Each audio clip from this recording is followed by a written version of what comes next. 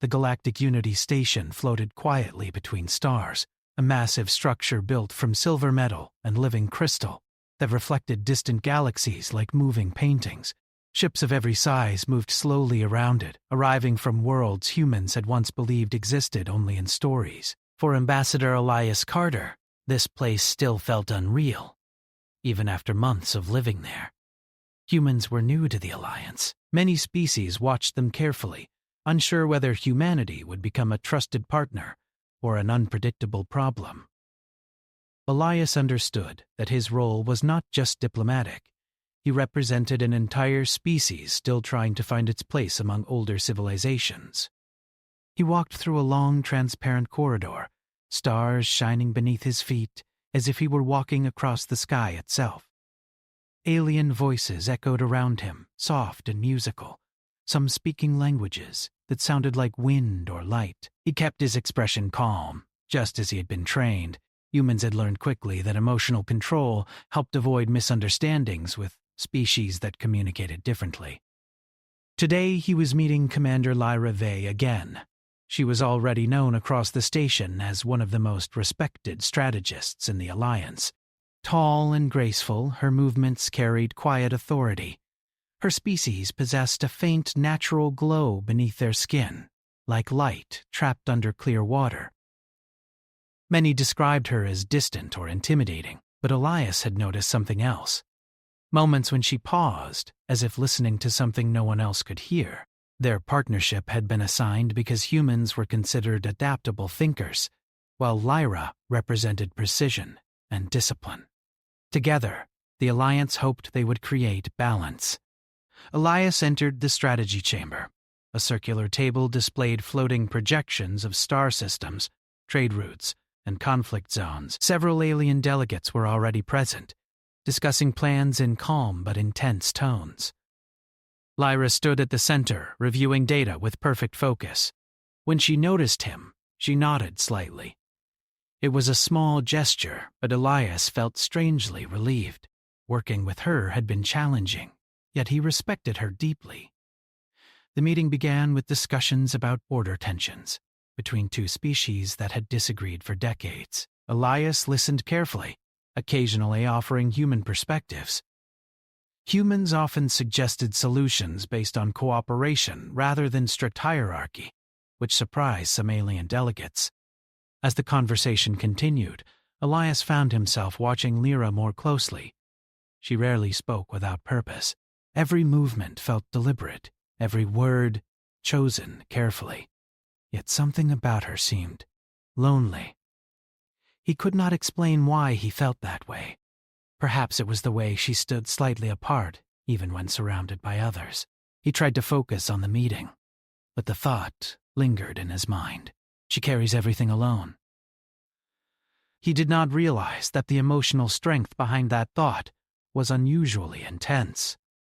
Lyra suddenly stopped speaking. The floating projections froze as she raised one hand slightly. Silence spread across the room. Ma. Slowly, she turned toward Elias, her glowing eyes steady and searching. "You believe I am alone," she said softly. Elias felt his stomach drop. He had not spoken those words. The other delegates looked between them with curiosity. Some leaned forward, sensing something unusual. I didn't say anything," Elias replied carefully. "You did not speak aloud," she answered, her voice calm but different now, more personal. "But your thoughts reached me." A wave of embarrassment hit him. Humans had been warned about certain species possessing forms of emotional sensitivity, but he had never experienced it so directly. "I'm sorry," he said quickly. "I didn't mean to intrude." Lyra studied him for a long moment. Instead of anger, her expression softened slightly. "You did not intrude," she said. "You observed." The tension in the room grew heavier. One of the delegates suggested ending the meeting early, and Lyra agreed without hesitation. As the others left, she turned to Elias again. "Walk with me," she said. They moved through quieter corridors until they reached an observation garden. Artificial trees grew beside streams of flowing light, and stars shimmered through the glass ceiling. The peaceful environment made Elias feel both calmer and more nervous. "My species perceives emotional signals," Lyra explained as they walked. "Usually they are faint." "Yours are not." Elias frowned slightly. "Humans think all the time. We don't expect anyone else to hear it." "I know," she replied. "That is why your presence is unusual." He hesitated before speaking again. "Did I offend you?" She stopped walking and looked toward the stars. "No." I was surprised. Few individuals look beyond my role as commander. Elias realized that his accidental thought had touched something deeper than he expected. He felt both relieved and curious. "You seem distant during meetings," he said carefully. "I thought maybe you carry too much responsibility alone." For a moment, she said nothing. Then she nodded slowly. "Your observation was accurate." They sat near a pool of glowing water. The silence between them felt different now, less formal, more honest. Lyra explained that her species valued emotional control, especially in leadership. After past failures, she had chosen to suppress personal feelings entirely. Hearing someone acknowledge her loneliness without judgment had been unexpected. Elias listened quietly. Humans often connected through shared vulnerability, but he knew not all species viewed openness as strength. "I didn't mean to expose your feelings," he said. "You revealed your own," she replied gently. That statement made him pause. He realized she was right. His thoughts reflected empathy, not criticism. As they continued talking, an alert signal echoed faintly through the garden. News arrived of a political crisis developing within the Alliance, a disagreement that threatened cooperation between several powerful factions. Lyra stood immediately, her commander's focus returning. "We will be required," she said. Elias rose with her, feeling a new sense of purpose. Despite the awkward beginning, their partnership now felt stronger. As they walked back toward the command center, Lyra spoke again. "Humans feel openly. It is disarming. We try to be honest," he said with a small smile. She looked at him briefly. That may become humanity's greatest strength here. Elias wondered if she was right. The Alliance valued logic and structure, but perhaps humanity offered something different. The ability to connect emotionally across cultures. As the station lights shifted to evening mode, he sensed that their accidental moment had changed everything. What began as an embarrassing misunderstanding might become the foundation of deeper trust, not only between two individuals, but between entire species. And somewhere deep within the massive station, forces already began moving in response to humanity's unique presence, watching carefully, waiting to see whether this new species would reshape the future of the Alliance. The alert that interrupted their quiet conversation followed Elias and Lyra all the way back to the central command chambers. The Galactic Unity Station felt different now. The calm rhythm of diplomacy had shifted into controlled urgency. Delegates moved faster through the corridors, voices sharper, eyes focused. Elias could feel tension even without Lyra's emotional awareness abilities. Something serious was happening. When they entered the strategy hall again, a large holographic projection displayed several star systems flashing in warning colors. Representatives from multiple species argued in overlapping voices. The air felt heavy with frustration and fear. Lyra stepped forward, her presence immediately restoring order. She listened silently while another commander explained the situation. Two Alliance factions had accused each other of manipulation during trade negotiations. Communication had broken down completely. Ships were already gathering near disputed territory, and even a small mistake could turn into conflict. Elias watched carefully. He noticed how each alien delegate spoke in careful language, avoiding direct emotional expression. The conversations felt cold and distant, even though the situation clearly mattered deeply to everyone. Lyra turned toward him unexpectedly.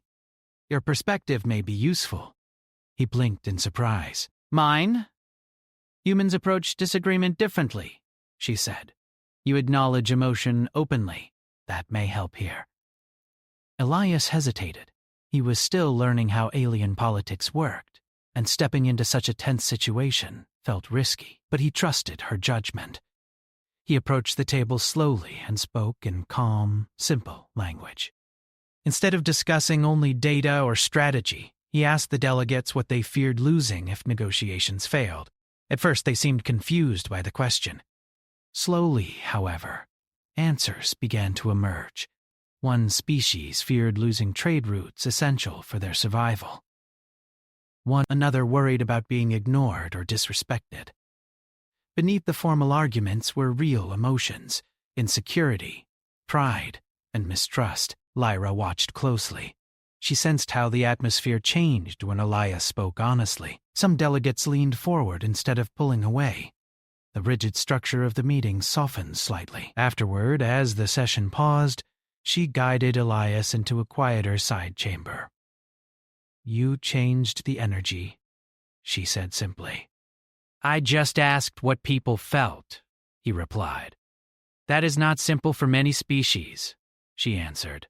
Emotion is often hidden because it is considered weakness. Elias smiled faintly. Humans are not very good at hiding feelings. Lyra studied him thoughtfully.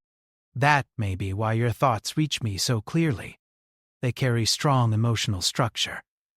She explained that her species sensed emotional patterns like waves of sound. Most species produced faint signals that blended into the background. Humans, however, produced vivid, emotional echoes that felt almost tangible. Elias found the idea both fascinating and slightly uncomfortable. So every time I think something strongly, you hear it? Not always, she said. Only when your focus lowers your mental barriers. During our meeting earlier, your empathy was unguarded. He felt embarrassed again, but also curious. Can I learn to control it? Yes, she said, and perhaps you should. Over the next several days, their routine changed. Alongside diplomatic work, Lyra began teaching Elias techniques to focus his thoughts. They practiced in quiet rooms filled with soft light. She guided him to slow his breathing and separate emotional reaction from intention. At first, he struggled. Humans were used to thinking freely, letting emotions flow naturally. But gradually, he noticed improvement. He learned how to quiet certain thoughts while allowing others to remain clear. During one session, something unexpected happened. Instead of simply reducing emotional signals, he began shaping them intentionally. When he focused on calm empathy, the space around them felt warmer, almost peaceful. Lyra paused, clearly surprised. You are projecting, she said. I'm doing what? You are directing emotion outward. Elias had not realized he was doing anything unusual. But Lyra explained that his emotional projection felt stabilizing, almost like a steady rhythm. This is rare, she said quietly. Human emotional presence may influence others more than you realize. Meanwhile, rumors spread across the station. Some delegates whispered that humans possessed dangerous psychic abilities. Others claimed humans could manipulate feelings. Elias heard fragments of conversations whenever he passed through public areas. The attention made him uncomfortable. One evening, he stood alone in an observation corridor watching ships drift against the stars. He wondered if humanity would truly be accepted, or always viewed as different. Lyra approached silently beside him. You are troubled, she said. I don't want people thinking humans are dangerous, he admitted. We just feel things strongly, that's all. She considered his words. Strength often appears dangerous to those who do not understand it. He turned toward her. And what do you think? She held his gaze for a moment longer than usual. I think your honesty is valuable. Her voice carried warmth he had not heard before. A new meeting was scheduled soon after. this time including leaders from the conflicting factions. The atmosphere felt fragile. One wrong phrase could end negotiations completely. Lyra asked Elias to sit beside her at the center of the chamber. When discussions began, arguments quickly returned. Accusations filled the air, each side refusing to admit fear or uncertainty. Elias waited until Lyra nodded slightly, a silent signal for him to speak. He stood slowly and addressed the room. Instead of presenting solutions immediately, he spoke about trust and misunderstanding. He explained that humans often struggled because they assumed others understood their intentions without communication. He admitted that humanity had made many mistakes before learning to listen more deeply. His words were simple but sincere. Something shifted again. One delegate lowered their defensive posture. Another responded with less hostility. The conversation gradually moved from accusations toward shared goals. Lyra sensed the emotional resonance growing stronger. She felt calm spreading through the room, reducing tension like a slow wave. For the first time since the crisis began, real progress seemed possible. After the meeting ended, several delegates approached Elias privately to thank him. Their reactions surprised him. What felt normal to him, open emotional communication, felt unusual and powerful to others. Later, as he and Lyra walked through a quiet hallway, she spoke again. When you speak honestly, others respond. Even species that avoid emotional language feel it. Elias laughed softly. Maybe humans are just loud emotionally? She tilted her head slightly. Perhaps, but sometimes loudness is needed to break silence. Their partnership felt different now. More equal, more connected. The earlier embarrassment about his accidental thoughts had transformed into trust. Yet not everyone supported humanity's growing influence. Hidden among the alliance were individuals who believed humans disrupted established balance. Messages circulated quietly, questioning whether humans should be restricted or monitored. Elias remained unaware of the full extent of this opposition, but Lyra sensed rising tension beneath the surface. One night, while reviewing data together, she paused suddenly. "There are factions observing you closely," she said. "That sounds reassuring," he joked lightly. "I am serious," she replied. He nodded, understanding that his role carried more responsibility than he had expected. Despite the pressure, he felt stronger. Instead of hiding his emotions, he began understanding them as tools. Humanity's ability to feel deeply allowed him to connect where others struggled. As Part 2 closes, the Alliance crisis remains unresolved, but for the first time there is hope. Elias realizes that what once embarrassed him, his open thoughts and feelings, might become the very thing that changes the future of interstellar cooperation. And Lyra, standing beside him as they watch distant stars move slowly across space, begins to understand that humanity's greatest strength may not be technology or power, but the courage to feel openly in a universe that often hides behind logic. The success of the previous negotiations did not bring peace to the station. Instead, it created a tension. Many delegates began watching Elias more closely, trying to understand what made humans different. Some approached him with curiosity. Others observed from a distance, unsure whether to trust what they could not fully understand. Elias noticed the change immediately. Conversations paused when he entered rooms. Quiet whispers followed him through corridors. At first he thought he was imagining it, but soon the feeling became undeniable. Lyra sensed it too.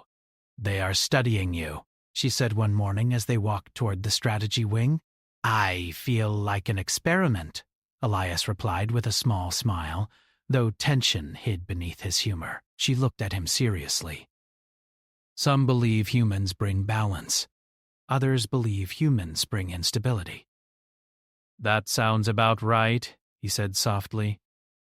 Their work continued, but the political situation grew more complicated. New messages arrived from Alliance members expressing concern that humans might unintentionally influence emotional decisions. A small but powerful faction argued that human presence could disrupt long-standing diplomatic systems built on logic rather than feeling. Elias struggled with the idea that something natural to him could be seen as dangerous. One evening, he sat alone in a quiet chamber, reviewing recordings of past meetings. He noticed patterns he had not seen before. When he spoke openly, tension decreased. Delegates leaned forward instead of away. Discussions became more flexible. It was not manipulation, it was connection. Lyra entered silently and stood beside him. "You are analyzing yourself," she observed. "I'm trying to understand why people react the way they do," he said. "I don't want to cause problems for humanity." "You are not causing problems," she said firmly. "You are revealing differences." He looked up at her, and that scares people. "Yes," she admitted. "Change often does." She hesitated, as if deciding whether to say something more personal.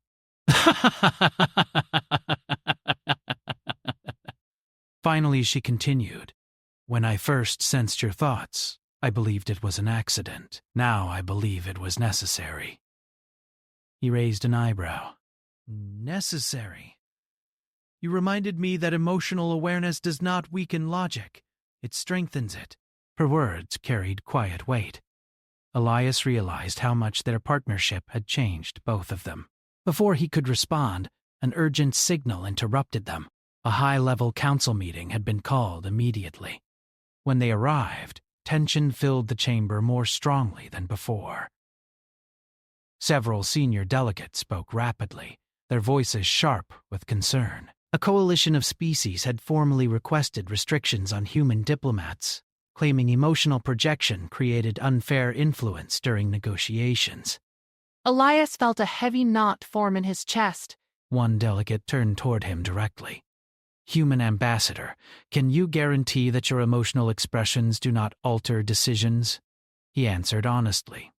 "I cannot guarantee how others feel. I can only guarantee my intentions are respectful."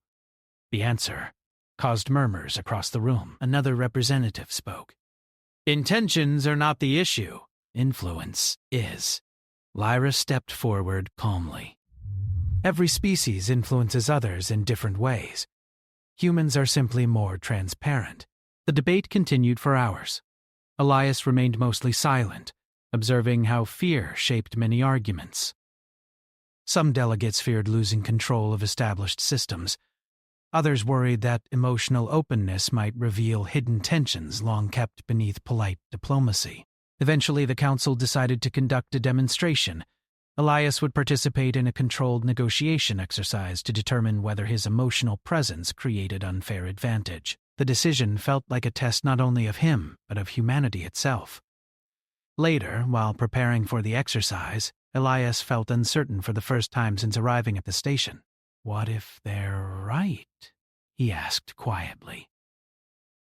Lyra studied him carefully. "Then we learn.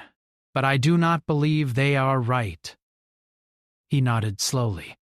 Her confidence gave him strength. The demonstration involved two species with a history of disagreement over resource allocation. The meeting chamber was filled with observers, each watching carefully for signs of emotional influence. Elias sat between the two groups. He remembered Lyra's training. Focus, awareness, balance. Instead of trying to suppress his emotions completely, he centered them. He allowed empathy without overwhelming intensity. The discussion began stiffly. Each side repeated familiar arguments. Elias listened carefully, waiting for the right moment. When he spoke, his words were simple. He acknowledged both perspectives, not as opposing forces, but as individuals seeking security for their people. He admitted that humans often struggled because they feared losing what mattered most.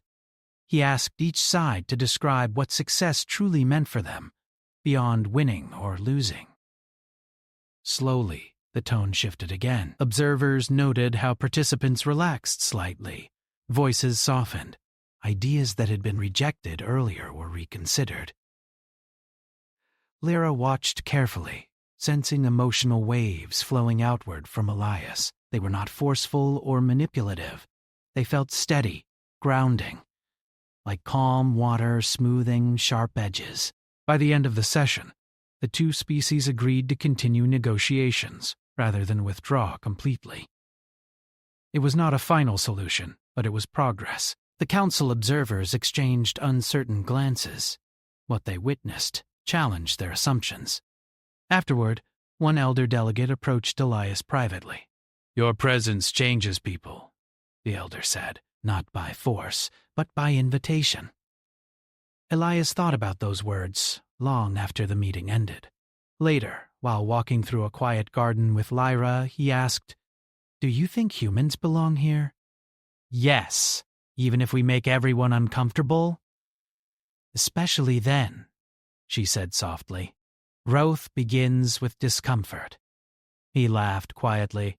"You sound almost human." She tilted her head slightly. "Perhaps I am learning." Their conversation paused as they reached a balcony overlooking space. Stars drifted slowly beyond the glass, silent witnesses to their evolving partnership. Lyra spoke again, her voice quieter than usual. "When I first sensed your thoughts, I felt exposed. Now I feel understood." Elias felt warmth rise in his chest but said nothing, allowing the moment to exist without pressure. Meanwhile, hidden among Alliance members, opposition continued growing. Some leaders believed humans could reshape power structures if allowed to continue influencing diplomacy. Plans began forming to challenge humanity's place within the Alliance at the next Grand Summit. Unaware of the full scope of resistance, Elias focused on improving his emotional control. He practiced daily, learning how to balance honesty with awareness. The more he trained, the more he realized humanity's emotional nature could become a bridge between worlds. As days passed, more delegates sought him out, asking questions about human culture, storytelling, and connection. Curiosity slowly replaced suspicion in some circles. Lyra observed these changes with quiet pride. She recognized that humanity offered something rare, not dominance or superiority, but adaptability and openness.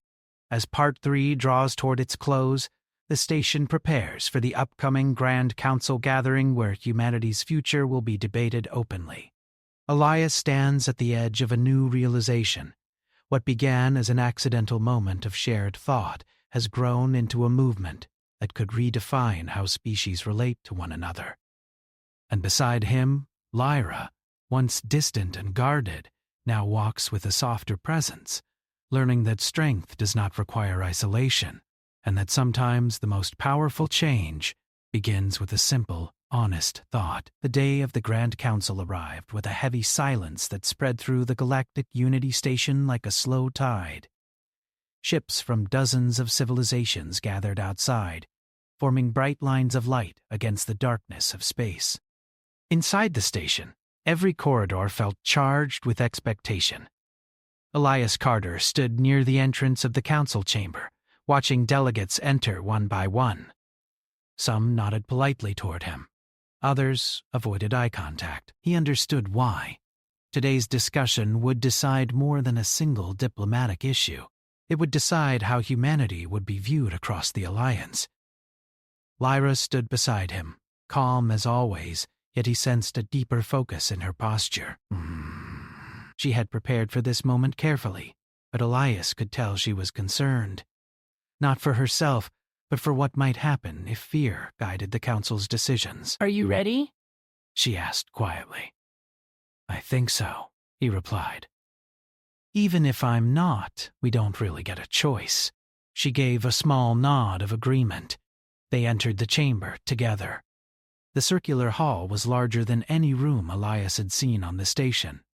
Tiered platforms surrounded a glowing center where speakers would stand.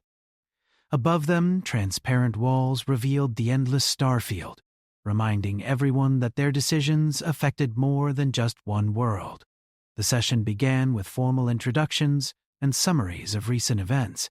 Reports highlighted the improvement in negotiations where Elias had participated, but they also included concerns raised by opposing factions. Several delegates argued that humanity's emotional presence created unpredictable influence that might disrupt carefully balanced systems. Elias listened silently, resisting the urge to react defensively. He remembered Lyra's training. Listen first, understand, then speak. One speaker representing a powerful coalition addressed the council directly. Human emotional projection creates unknown variables. Diplomacy relies on stability. We must consider whether unrestricted human participation introduces risk. Murmurs spread across the room. Lyra stepped forward to respond, her voice calm but firm. She described humanity's actions not as manipulation, but as transparency. She explained that emotional honesty encouraged trust and reduced hidden conflict. Some delegates nodded, but others remained skeptical. Finally, the council leader turned toward Elias. "Human ambassador, you may speak." He walked slowly to the center of the chamber. Hundreds of eyes watched him. Different shapes, different colors, all focused on a single human standing among ancient civilizations. He took a breath. "I cannot deny that humans feel deeply," he began. "We think constantly. We worry. We hope. We make mistakes. Sometimes we speak before we fully understand. But we also learn quickly." His voice remained steady. "When I arrived here, I tried to hide my emotions because I believed that was expected, but hiding did not help. The moment that changed, everything was not planned. I simply thought honestly about someone beside me." He glanced briefly toward Lyra. "I did not know my thoughts could be sensed. I felt embarrassed. But that moment created understanding instead of conflict." He paused, letting the silence settle. "Humans are not perfect. We are not the strongest or the most advanced. But we adapt. We connect. When we feel something, we try to understand it instead of ignoring it. Maybe that is uncomfortable, but discomfort can lead to growth." Some delegates exchanged thoughtful looks. A representative from another species raised a question. "How do we know humans will not unintentionally influence decisions unfairly?" Elias answered honestly. You do not. Influence exists in every interaction. Some species influence through logic, some through authority. Humans influence through empathy. The difference is that you can see ours." The honesty of his words created a quiet ripple through the chamber. Another delegate stood, surprising everyone by offering support. "Human presence has improved cooperation in several negotiations. Fear of change should not prevent progress." More voices joined, sharing examples of positive outcomes. Slowly, the atmosphere shifted. Suspicion softened into curiosity. Lyra watched carefully, sensing emotional waves moving through the room. Elias's presence did not force agreement. Instead, it encouraged openness. Delegates who had once hidden behind rigid logic now spoke more freely about concerns and hopes. Then an unexpected event occurred. A disagreement between two powerful factions escalated suddenly during the session. Accusations rose quickly, voices growing louder. The fragile balance threatened to collapse in front of the entire council. Elias felt tension surge around him. Instinctively, he focused on calm empathy, just as Lyra had taught him. He did not try to control anyone. He simply centered himself and listened deeply. His presence created a subtle change. The emotional pressure in the room eased slightly, enough for participants to pause instead of shouting over one another. Lyra stepped forward, guiding the discussion back to shared goals. Together, they helped redirect the conversation away from confrontation. Observers noticed something remarkable. The combination of human emotional grounding and Lyra's strategic clarity stabilized a situation that might otherwise have spiraled into conflict. When the debate ended, the council leader addressed the assembly. "Today we have witnessed humanity's unique contribution. Emotional openness, when guided by intention, can strengthen unity rather than weaken it." A vote followed. One by one, representatives confirmed their support for continued human participation without restriction. Without restriction. Relief washed through Elias, though he kept his expression calm. After the session, delegates approached him with new respect. Questions replaced suspicion. Conversations felt warmer, more genuine. Later, Elias and Lyra walked together to the observation garden where everything had begun. The artificial trees glowed softly, and stars stretched endlessly above them. "You did well," she said quietly. "I just told the truth," he replied. "That is why it worked." They sat beside the glowing water in comfortable silence. Elias realized how far they had come since that first accidental moment. "Do you ever wish I had not thought that about you?" he asked gently. She considered the question. "No," she said finally. "It changed everything." He smiled. For me, too. The station outside continued its endless movement. Ships arriving, alliances forming, civilizations learning to understand one another. Humanity had not conquered the galaxy or proven superiority. Instead, they had offered something different, the courage to feel openly and connect honestly.